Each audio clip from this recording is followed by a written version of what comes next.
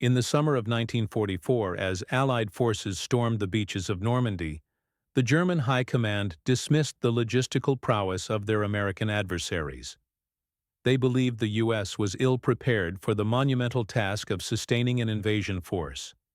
Yet within weeks, the Germans would witness an astonishing turnaround.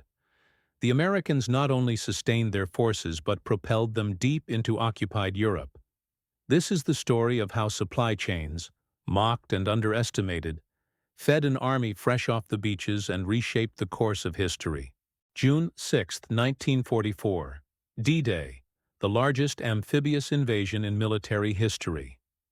On that morning, American, British, and Canadian troops stormed the shores of Normandy, France, determined to crack Hitler's fortress Europe. The landings were costly, bloody, and uncertain. Yet by nightfall, the Allies had secured a tenuous foothold. But the landings were only the beginning. Behind the heroism on the beaches loomed a far greater challenge: supply. An army, no matter how brave, cannot advance without food, fuel, medicine, and ammunition. To wage war across a continent, the Allies would have to feed and fuel millions of men while building an unbreakable chain of logistics across wrecked French countryside. The Germans scoffed at the possibility. They believed the Americans lacked the experience, the infrastructure, and the endurance to maintain such an undertaking. But what unfolded would leave them. The German military, masters of efficiency, had built their reputation on swift campaigns and meticulous organization. Their blitzkrieg tactics had crushed Poland, France, and much of Europe in lightning campaigns fueled by speed and precision. They assumed their adversaries could not match such efficiency. By contrast, the United States was still a young military power on the global stage. Before the war, its army ranked 17th in the world, smaller than Portugal's. What the Americans did have, however, was industry. From the factories of Detroit to the shipyards of the East Coast, the United States had become the arsenal of democracy. But industry alone was not enough.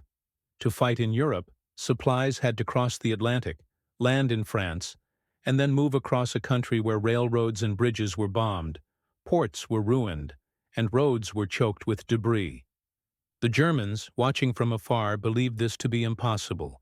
They were wrong. As the Allies pushed inland from the beaches of Normandy, supply became the defining challenge.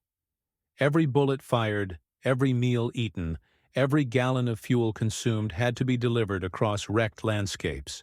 In August 1944, the Americans launched an audacious solution: the Red Ball Express.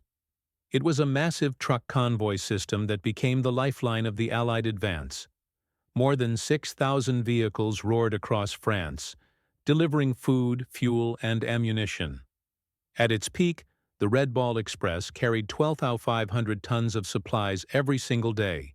The drivers, many of them African-American soldiers serving in segregated units, worked tirelessly, racing along marked routes day and night. They braved enemy raids, poor weather, and dangerous roads. Maintenance crews worked constantly to keep the trucks rolling, as engines overheated and tires wore thin. German commanders had believed the American advance would stall for lack of supplies. Instead, they watched in disbelief as an endless stream of trucks poured forward, feeding an army that seemed to grow stronger by the mile.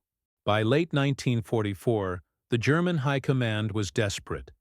Hitler gambled everything on one last counteroffensive: the Ardennes Offensive, remembered as the Battle of the Bulge. In December, German tanks and infantry surged through the snow-covered forests of Belgium, hoping to split the Allied armies and capture vital supply lines. At first, the offensive shocked the Allies, pushing them back with ferocity. But the German advance soon faltered, not because of a lack of courage, but because of a lack of fuel. Panzer tanks, the pride of the Wehrmacht, stood abandoned on the frozen roads, their crews helpless. Meanwhile, the American logistical machine ground on. Convoys braved snow and ice to deliver fuel, ammunition, and winter gear. Even under attack, the Red Ball Express and its successors kept rolling. Where the Germans stalled, the Americans endured. The outcome was inevitable. Starved of supplies, the German advance collapsed. The Battle of the Bulge became the last great German offensive of the war, broken as much by logistics as by firepower. The collapse of the Ardennes offensive marked the turning of the tide. From that point forward, the German army was in retreat, unable to recover its losses or fuel its war machine. The Allies, supplied by an unbroken logistical chain, pressed forward relentlessly into the heart of Germany. The Red Ball Express, though temporary, had by then delivered nearly 500,000 tons of supplies. Its success had kept the Allied armies moving when German generals were certain they would stall. In the months that followed, Allied divisions liberated occupied Europe town by town, city by city. Behind every victory was the work of countless truck drivers, mechanics, and logisticians whose names never appeared in headlines but whose labor ensured victory. For the Germans, the lesson was bitter. They had mocked American supply chains as weak and inefficient. Instead, it was German logistics that failed, while the Americans proved that in modern war, supply was the true weapon of decision. The story of the Red Ball Express is not just about trucks and tonnage. It is about the invisible backbone of war. For every soldier who fought on the front lines, dozens more worked behind the scenes to keep them supplied. African-American soldiers, who made up the majority of Red Ball Express drivers, proved their courage and resilience in the face of danger and discrimination. Their efforts silenced doubts and wrote a new chapter in the struggle for equality. German commanders had underestimated not just American logistics, but American willpower and ingenuity. Theirs was a war machine that believed in might alone. The Americans showed that wars are won not only by the clash of armies, but by the tireless work of those who ensure the armies can fight at all. The tale of German commanders scoffing at U.S. supply chains, only to watch America feed and fuel an unstoppable army, is more than a story of World War II. It is a lesson for all time. In every conflict, strategy and courage matter. But without supply, even the greatest army falters. With it, even the most daring operations become possible. From the beaches of Normandy to the forests of the Ardennes, the United States proved that logistics was not just an afterthought.